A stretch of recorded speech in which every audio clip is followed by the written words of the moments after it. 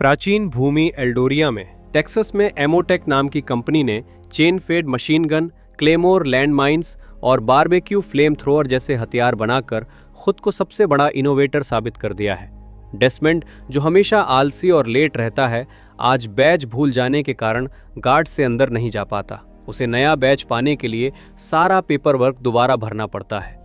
Reception से जल्दी में निकलते ही अलार्म बजता है कि फोन फ्रंट डेस्क पर छोड़ना होगा। लिफ्ट में उसकी टक्कर सैमंथा से होती है, जो उसका मजाक उड़ाती है और उसे एक घड़ी दे देती है। डेस्मंड चोरी छिपे अपने डेस्क तक पहुंचता है ताकि बॉस एडम उसे न देख ले, लेकिन काम करने की बजाय गेम खेलने लगता है। तब एडम उसे ऑफिस बुला लेता है। सेक्रेटरी हेलन धीरे धीरे दरवाजा खोलती है। एडम उसे लेट आने पर डांटता है और बताता है कि एमोटेक जल्द दूसरी कंपनी से मर्ज होने वाली है। डेस्मंड को हफ्ते के अंत तक रिपोर्ट पूरी करनी होगी, वरना नौकरी जाएगी। डेस्क पर लौटते ही लेंटवर्थ बताता है कि दूसरी कंपनी ने अपनी आधी अकाउंटिंग टीम निकाल दी है, इसलिए यहाँ भी छटनी होगी। मोराद बताता है कि एक सहकर्मी को तो कल रात ही निकाला गया, लेकिन डेस्मंड को लगता है कि सब जरूरत से ज्यादा डर रहे हैं। रीजनल मैनेजर मार्कस उनकी बात सुनकर मजाक उड़ाता है और मोराद पर नस्लवादी टिप्पणी भी करता है। वो खुश है क्योंकि मर्जर से उसे प्रमोशन मिलने की उम्मीद है, जबकि बाकी लोग कहते हैं कि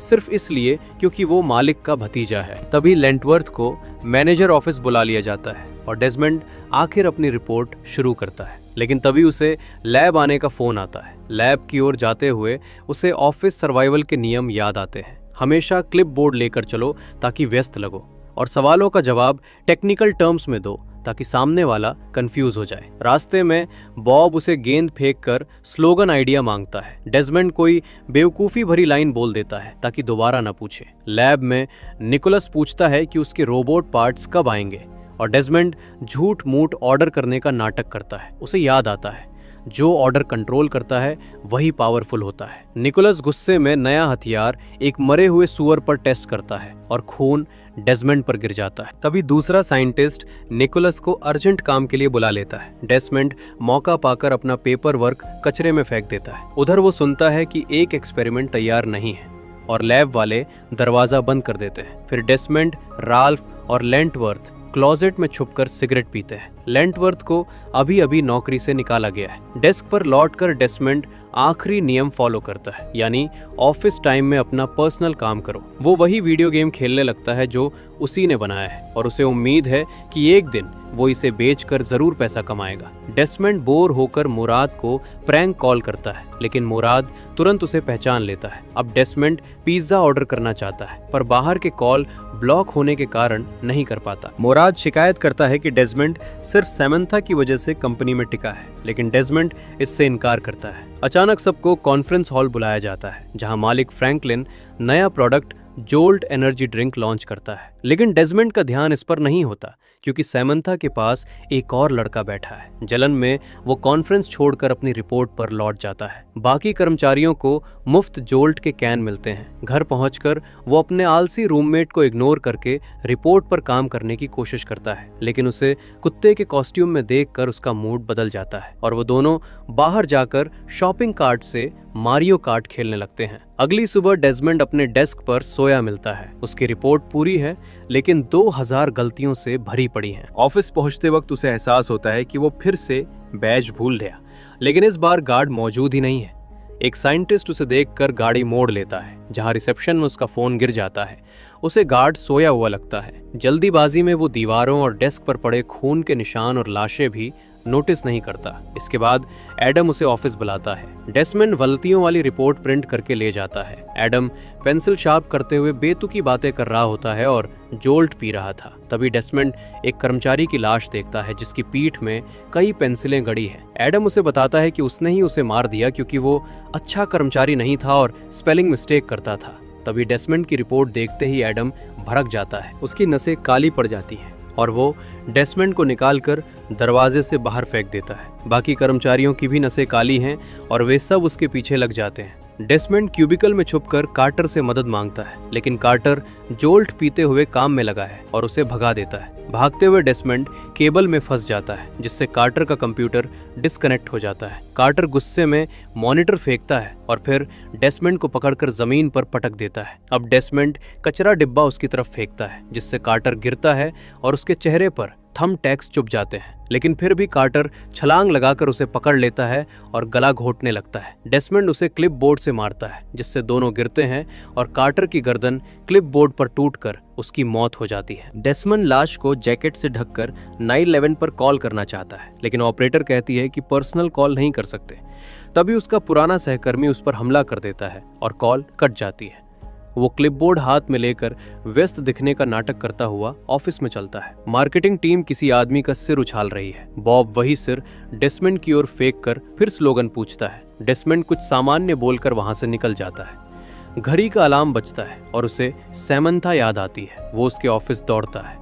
सैमंथा ईयरबड्स लगाए हुए है, इसलिए कुछ सुन नहीं पाती। डेसमंड उसे भागने को कहता है, लेकिन उसकी नसें भी काली पड़ जाती हैं और वो उस पर हमला कर देती हैं। डेसमंड को जोल्ट का कैन दिखता है। वो उससे कैन छीनने की कोशिश करता है, लेकिन ड्रिंक गिर जाती है, जिससे समंथा गुस्से में उसे घूंसा मारकर फर्श पर पटक देती है। अचानक समंथा फिर नॉर्मल हो जाती है और उसे कुछ याद नहीं रहता। डेसमंड उससे फिर कहता है कि हमें भागना होगा। उठते समय वो फोटो फ्रेम तोड़ देता है। इसी से समंथा फिर गुस्सा हो जाती है और उसे फर्नीचर पर पटक देती है। जैसे ही वो उस पर चढ़कर हमला करने वाली होती है, डेसमंड एक किताब से उसे बेहोश कर देता है। होश आने पर समंथा खुद को डॉली से टेप से बंधा पाती है। वो कहती है कि वो ठीक है, लेकिन डेसमंड नहीं मानता और डॉली को सीढ़ियों से नीचे ले जाने लगता है। लेकिन तभी सीढ़ियों पर लोग दिखते हैं, तो दोनों स्टोर रूम में छुप जाते हैं। बाहर एडम मार्केटिंग टीम को अपनी भीड़ में शामिल कर रहा होता है। तभी सामंथा चिल्लाने लगती है। डेसमंड उसका मुंह बंद करता है, लेकिन उसी समय मुराद उन पर टूट पड़ता है। लड़ाई के बाद एडम मुराद को फर्नीचर से टकरा कर पूछता है, तुमने भी जोल्ट पिया है क्या? मुराद कहता है नहीं, वो रोजे पर है। उसी दौरान सामंथा डेसमंड का हाथ काट लेती है। मुराद कहता है, इसे खत्म कर दो। उधर बॉब एडम से बहस करता है कि मार्केटिंग टीम कभी अकाउंटिंग वाले को लीडर नहीं मानेगी और खाली डिब्बा फेंक देता है। एडम उसे डिब्बे को निंजा स्टार बनाकर मार देता है। फिर उन लोगों को खत्म करने का आदेश देता है जिन्होंने उसकी नापसंद एड कैंपेन बनाई थी। इसके बाद भीड़ के हटते ही वो तीनों निकलते हैं। वे लिफ्ट को गिरते देखते हैं और वेंट में छुपने की कोशिश करते हैं, लेकिन डॉली अंदर नहीं जा पाती।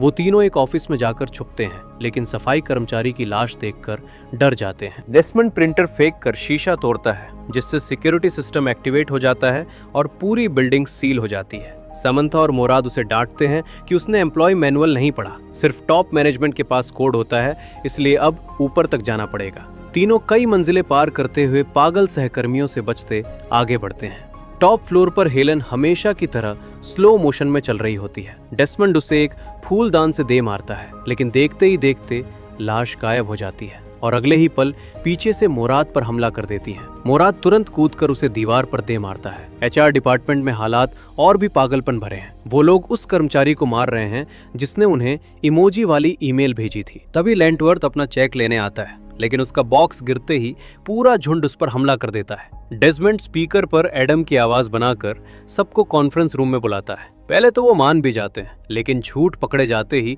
पूरी भीड़ वापस टूट पड़ती है। तभी समंथा बाहर निकलकर पूरे ऑफिस के गॉसिप उगल देती है और सब आपस में लड़ने लगते हैं। लेकिन अब सामने आती है सबसे खतरनाक टीम, सेल्स डिपार्टमेंट। अब ये लोग खुद हथियार बना लेते हैं और समंथा को भी आजाद कर देते हैं। सेल्स टीम सीधे हमला बोल देती है।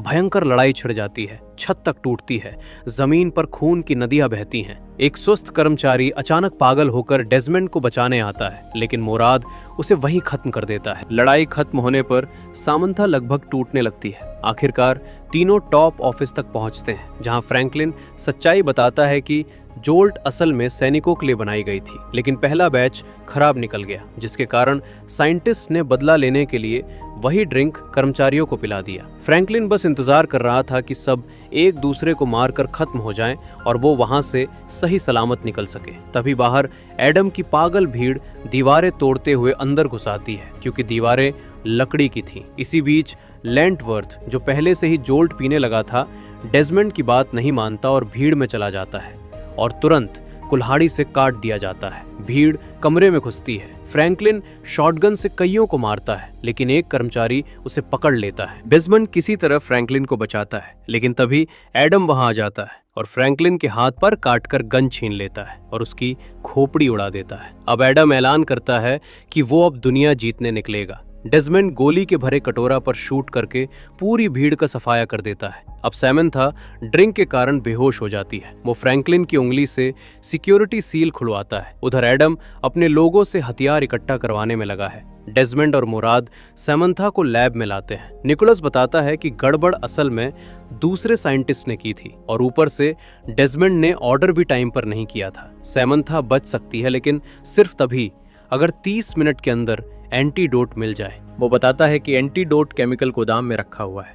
अब दोनों म्यूजियम जाकर हथियार उठाते हैं और गोदाम की तरफ बढ़ते हैं। वहां राल्फ गलती से जोल्ट के कैन गिरा देता है, जिसे देखकर एडम उसे तुरंत मरवा देता है। कैमरों में डेज़मंड और मुराद दिख जाते हैं। माइंस फेंकी जाती हैं, लेकिन वो बच जाते हैं। मुराद फ्लेम थ्रोअर से कई लोगों को जला देता है और दोनों आगे भागते हैं। डेज़मंड एक कार्ट पर बैठकर म्यूजियम के हथियारों से दुश्मनों का सफाया करता हुआ केमिकल उठा लेता है। तभी एडम बैटल सूट पहनकर मैदान में उतरता है। मुराद एंटीडोट लेकर निकलता है, लेकिन मार्कस, जो जोल्ट पीकर पूरी तरह पागल हो चुका है, उसे पकड़ लेता है और उस पर नस्लवादी कमेंट करने लगता है। तभी मुराद चाबी से वार करता है, लकड़ी से मारता है और एक जोरदार मुक्के से उसे खत्म कर देता है। उसकी धार सुनकर खुद एडम भी चौंक जाता है। उधर डेज़मंड एडम को उसकी सारी ऑफिस गलतियां गिनाकर चिढ़ाता है। एडम उन पर शूट करने जाता है, लेकिन तभी उसकी बंदूक जाम हो जाती है। डेज़मंड तुरंत वहां भागता है,